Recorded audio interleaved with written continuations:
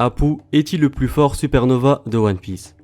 Cette question, j'ai pas arrêté de la voir, et ce depuis l'arrivée du chapitre 980. Parce que oui, depuis sa soi-disant victoire face à Luffy et Zoro, de nombreux fans de la série ont commencé à émettre l'hypothèse qu'il serait finalement le plus fort supernova de ce manga.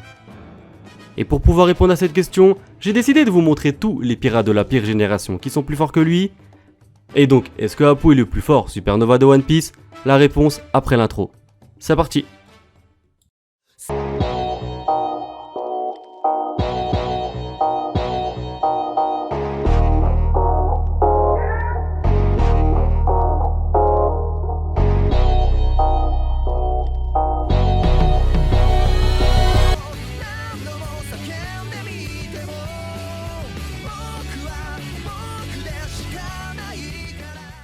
Capitaine de l'équipage du Honor, Apu fait partie des 11 supernovas. D'ailleurs, suite à l'ellipse de 2 ans, sa prime a atteint la somme astronomique de 350 millions de berries. Et c'est d'ailleurs durant l'arc Zou que nous avons appris qu'il était devenu un membre faisant partie de l'équipage au 100 bêtes. Bien sûr, étant un membre de la tribu des longs bras, l'un des traits distinctifs d'Apu, ce sont ses bras incroyablement longs. Tellement longs qu'il possède sur chacun de ses 2 bras 2 articulations au lieu d'une. A noter aussi que ça lui permet d'utiliser les pouvoirs de son fruit sans avoir à contorsionner ses membres à chaque fois qu'il les transforme en des instruments de musique. En tout cas, c'est une très bonne transition pour parler de son pouvoir, et puisque l'on parle de sa puissance, Apu semble également avoir un fruit du démon inconnu de type Paramecia lié à la musique. Cette capacité qu'il appelle Tatako Music, nom qui signifie littéralement musique de combat, lui permet de transformer son corps en divers instruments de musique, comme les touches de piano sur ses dents, ou de tourner son bras pour s'en servir comme une clarinette. Et c'est en jouant des notes spécifiques et certains airs qu'il est capable de libérer une musique qui provoque des effets dommageables pour ses adversaires. Et ce qui est vraiment intéressant le concernant, c'est que les types de ces dommages est déterminé en fait par ce qu'il joue. Par exemple, s'il crée un son tranchant, un objet sera coupé. De même que s'il fait le bruit d'une explosion, eh bien elle se manifestera automatiquement sur le corps de son adversaire. Et c'est d'ailleurs grâce à ce même pouvoir qu'il a réussi à toucher et surtout couper Zoro et Luffy. D'ailleurs, c'est ce même pouvoir qui a été à l'origine de la fuite précipitée de ces 2 pirates. Et personnellement, comme je l'ai dit lors d'un tweet, je n'étais pas vraiment surpris par la puissance d'Apu. Pas vraiment surpris dans le sens où, quand on réfléchit bien, il a été le seul supernova qui avait réussi à l'époque à porter une attaque à l'amiral Kizaru. De plus, comme l'a évoqué Zoro, son pouvoir est apparemment imperceptible, ce qui semble sous-entendre que même avec le haki de l'observation, il est assez difficile pour quelqu'un d'esquiver son attaque. La preuve en est que à Shabondi, Kizaru n'a même pas pu réussir à esquiver son attaque. Et ça, c'était quand même assez fort. Surtout quand on sait que grâce au Pika Pika no Mi, Kizaru est alors considéré comme l'homme le plus rapide du monde. En tout cas, une chose est sûre, même si le dernier chapitre semble nous laisser croire qu'il est le supernova le plus puissant, ça n'est pas le cas pour ma part. Et c'est justement parce que j'ai vu sur internet des personnes penser qu'il va devenir le prochain Yonkou, oui, c'est difficile à croire, mais j'ai bien vu ça, c'est justement parce que j'ai vu tout ça que je me suis dit qu'il était important pour moi de rétablir la vérité. Mais c'était aussi important pour moi de calmer surtout l'engouement qui entoure ce personnage, et pour ce faire, j'ai décidé non pas de vous montrer des pirates du Shinsekai qui sont plus forts que lui, car ce serait vraiment trop simple, mais je vais plutôt vous montrer à la place simplement des supernovas qui sont plus forts que lui. Bon après, force est de constater que même s'ils sont pas très nombreux, j'en ai quand même trouvé 5 qui sont capables de le battre, et donc sans plus attendre, les voici.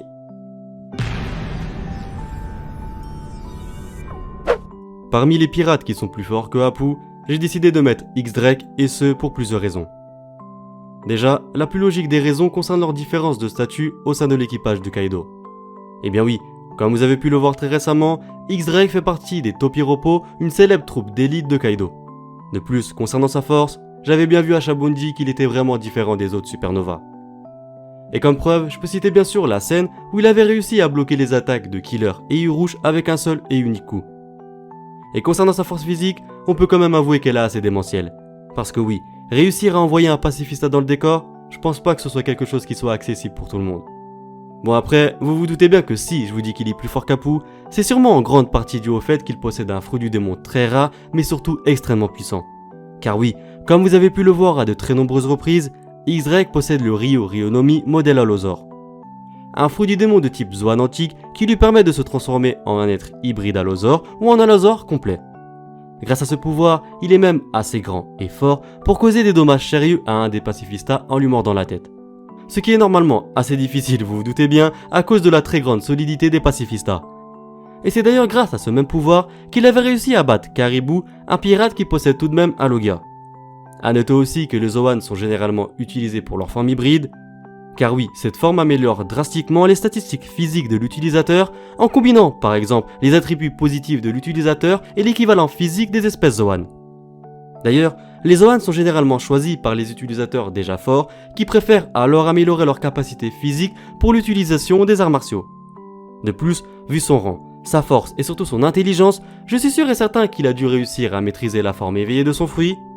Forme éveillée qui apporte justement aux utilisateurs de type Zoan un temps de récupération plus rapide, mais ça leur permet aussi d'être plus forts, plus rapides et surtout plus résistants que d'habitude. C'est pourquoi je pense que X-Drake est incontestablement un pirate bien plus fort que Apu. Trafalgar Law plus puissant que Apu, ça c'est une certitude pour ma part, et ce pour plusieurs raisons. Car oui, quand on regarde toutes les prouesses de ce dernier, il serait assez difficile pour moi de prouver le contraire. Et comme preuve, je peux citer par exemple la scène où il a été capable de vaincre le vice-amiral Smoker, et ce sans pour autant être blessé grièvement. Personnage qui est quand même possesseur d'un fruit du démon de type Logia, je tiens à le rappeler. Par ailleurs, à Punk Hazard, il a pu venir à bout de Vergo, un combattant très puissant, et il a même pu contrer l'attaque de Fujitora, un très puissant amiral de la marine. Law possède aussi une très grande force physique, à noter aussi que dans l'anime, il a été en mesure de rivaliser avec Luffy. En plus de cela, je peux rajouter le fait qu'il a réussi à battre Treble, un des cadres importants de l'équipage de Doflamingo, et ce qui m'a d'autant plus choqué, c'est qu'il l'avait fait avec une facilité déconcertante. Concernant ses compétences à l'épée, déjà ce que je peux vous dire, c'est qu'il possède un Odachi du nom de Kikoku. Katana qu'il manie avec une extrême précision, et il allie généralement ses techniques à l'épée avec la puissance de l'OP Openomi. D'ailleurs, son art de l'épée lui permet de réaliser de très grandes prouesses, comme par exemple couper une montagne entière ou bien couper une météorite en deux. Alors oui, même si on sait que les capacités d'Apu sont imperceptibles, même avec le haki d'observation, je ne pense pas qu'il arrivera à le toucher. A noter aussi qu'il est tout aussi redoutable lors des combats rapprochés, et comme preuve, je peux citer la scène où il avait notamment défait un des Yeti Cool Brothers en utilisant une technique de contact offensive. En tout cas, quand on sait que le OP Openomi avantage Law dans les combats à long terme, je me dis que si on part dans l'optique que Apu n'est pas capable tout simplement de mener un combat sur le long terme, je pense que tout logiquement les pouvoirs de Law prédomineront sur celles de Apu. C'est pourquoi, même s'il reste très fort, je ne pense pas que Apu soit dans la capacité de vaincre Trafalgar dit Waterloo.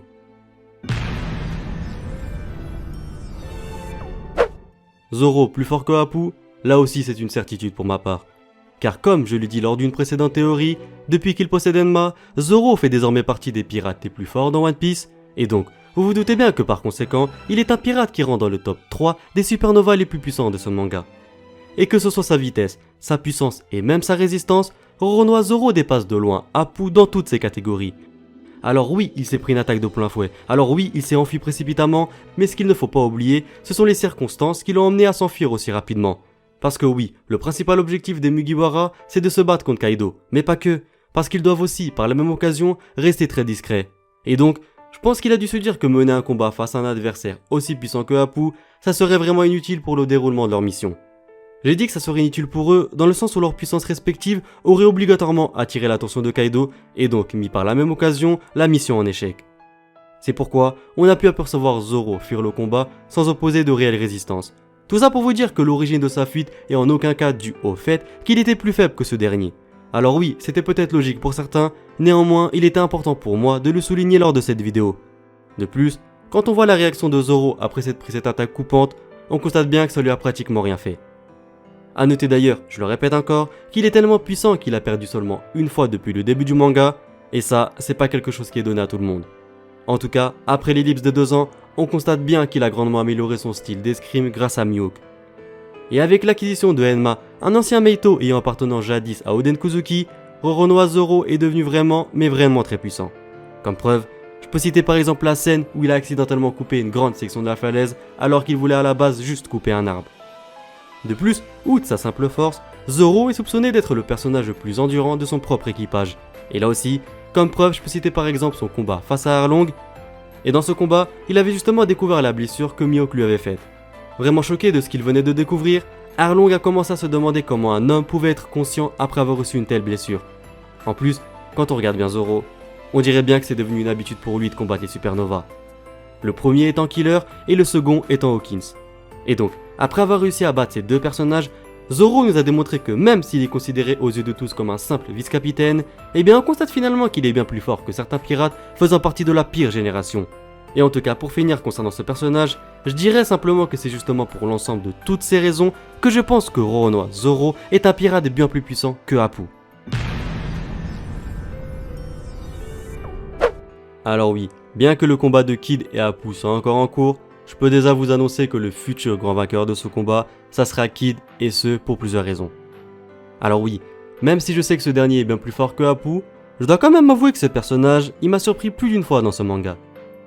La première fois que ce personnage il m'avait surpris, c'était lorsque j'avais appris que la prime la plus élevée parmi les supernovas à Shabondi, c'était bien lui qui la détenait et pas Luffy. Bon après, on a appris que la principale raison pour laquelle sa prime était plus élevée que celle de Luffy à l'époque était simplement due aux nombreuses pertes civiles causées par son équipage au cours de leurs nombreuses activités. Néanmoins, il faut quand même avouer qu'à l'époque, c'était quand même assez surprenant d'apprendre qu'il y avait quelqu'un qui avait une prime supérieure à celle de Luffy. J'ai aussi été choqué lorsque j'ai appris que Kid, il avait perdu son bras gauche lors d'un affrontement contre l'équipage du Roux. Bon après, même s'il a perdu cette bataille, c'était assez fou de voir qu'il avait quand même réussi à survivre à tout ça en perdant seulement un bras. Preuve qui prouve d'une certaine manière qu'il est vraiment très puissant. Et ce qui m'a vraiment surpris concernant ce personnage, c'est lorsque j'ai appris qu'il maîtrisait le Haki des rois. Bon après, je me dis que ça fait quand même un peu beaucoup. Car oui, à la base, seule une poignée d'élus peuvent se targuer d'avoir un tel pouvoir. Et donc, voir autant de personnages posséder le Haki des rois, je trouve que ça banalise d'une certaine manière cet incroyable pouvoir. Bon après, c'est vrai que c'est pas la thématique de cette vidéo.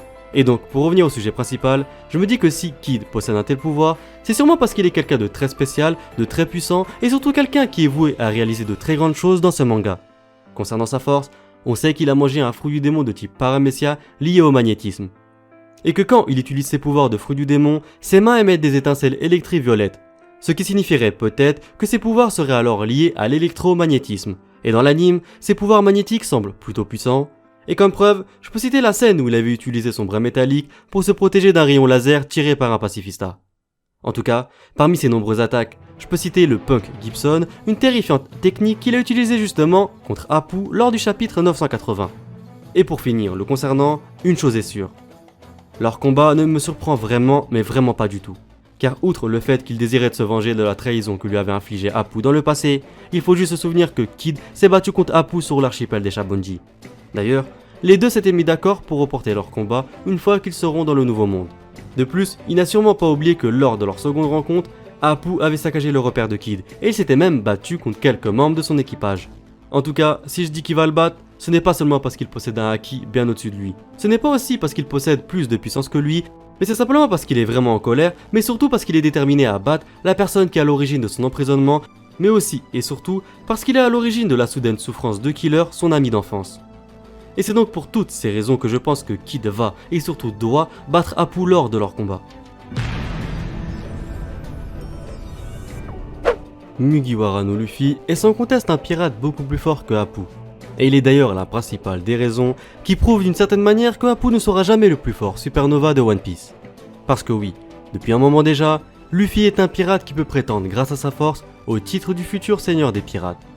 Alors oui, il doit encore progresser, néanmoins, depuis sa victoire face à Doflamingo et surtout depuis sa victoire face à Katakuri, Luffy semble grimper les échelons un à un, passant pour commencer de simple pirate sans prime à celui de 5e Yonkou. Et y a pas que sa notoriété qui a changé, y a sa force aussi. Eh bien oui, Luffy a réussi en seulement 2 ans à maîtriser tout d'abord le Haki des rois, à maîtriser aussi le Haki de l'armement, mais surtout il a réussi à tellement maîtriser le Haki de l'observation qu'il est désormais capable de voir l'avenir tout comme Katakuri. Et si on rajoute à ça le Gear 2, le Gear 3, le Gear 4, on constate bel et bien que l'ensemble de toutes ces techniques démontre que Luffy est en perpétuelle évolution. Alors oui, je ne vous dirai pas que Luffy surpasse Apu aussi bien au niveau de sa vitesse, de sa force et même de sa résistance, je ne vous dirai pas aussi qu'il est capable d'utiliser le pas de lune et l'incision, deux techniques faisant partie des 6 pouvoirs, alors oui, même s'il n'arrive pas à percevoir les attaques de Apu, on sait tout de même que le style de Luffy est improvisé et surtout assez imprévisible, ce qui le rend à même de surprendre ses ennemis. En tout cas, ce qui fait le sel, ou plutôt l'essence même du personnage, c'est sa détermination. Parce que oui, j'en ai vu des personnages avec une très grande volonté dans One Piece, mais comme celle de Luffy, bon, mis à part Zoro, j'en connais aucun. Et c'est d'ailleurs grâce à cette même détermination que Luffy arrive à faire de très grandes choses, comme par exemple sauver Robin à Enies Lobby, ou bien réussir à s'infiltrer chez un Yonko et ressortir sans subir de pertes au sein de son équipage. Toujours concernant sa grande détermination, je tiens à dire que même si on sait tous que Luffy est un personnage calme, gentil et innocent, ce dernier peut adopter quelquefois un caractère diamétralement opposé. Et ce, surtout lorsque l'un de ses Nakama se retrouve en danger. Et je vous cache pas qu'à certains moments, il vaut mieux s'en faire un ami plutôt qu'un ennemi. Parce que oui, vu sa grande détermination lors de ses combats, je me dis qu'il est pratiquement impossible pour quelqu'un de réussir à le mettre KO. Comme preuve, je peux citer son combat face à Rob Lucci, ou bien je peux citer son combat tout récemment face à Katakuri. En tout cas, je me dis que c'est justement grâce à toutes ses compétences que Luffy a réussi à se hisser à la première place des supernovas les plus forts de ce manga. Et donc, vous vous doutez bien qu'il est par ailleurs tout logiquement connu comme étant un pirate bien plus fort que Apu. Alors après, si vous me demandez si Luffy a désormais la puissance nécessaire pour vaincre Kaido, la réponse est non. Mais si vous me demandez à la place s'il est assez fort pour battre Apu, la réponse est oui, et ce sans la moindre hésitation. Bon après, ne vous méprenez pas concernant ce personnage, car même s'il est plus faible que Luffy, Apu reste quand même un pirate vraiment très puissant. Tellement puissant d'ailleurs qu'il a réussi à attirer toute l'attention sur lui. De plus, concernant son fruit, même si on ne connaît pas actuellement toute l'étendue de son pouvoir, je pense que l'on peut tout de même spéculer sur celui-ci. Et donc, je me dis que si son pouvoir est véritablement lié à la musique, on peut peut-être en déduire qu'il serait capable, grâce à son éveil, de se déplacer à la vitesse du son par exemple. Et donc, si jamais il s'avère que c'est bel et bien le cas, je suis sûr et certain que durant cette guerre, Apu pourrait peut-être finalement nous surprendre de bien des manières. En tout cas voilà, cette vidéo est terminée et j'espère sincèrement qu'elle vous aura plu. En tout cas, si vous voulez que je réponde à d'autres thématiques dans One Piece, n'hésitez pas à me l'écrire dans l'espace des commentaires. Je compte aussi sur vous pour vous abonner, à activer la petite cloche des notifications pour ne rien louper des prochaines sorties, à me suivre sur tous mes réseaux sociaux, à liker et à partager un maximum cette vidéo, c'est vraiment important. Moi je vous dis à très bientôt pour de prochaines vidéos. Jana!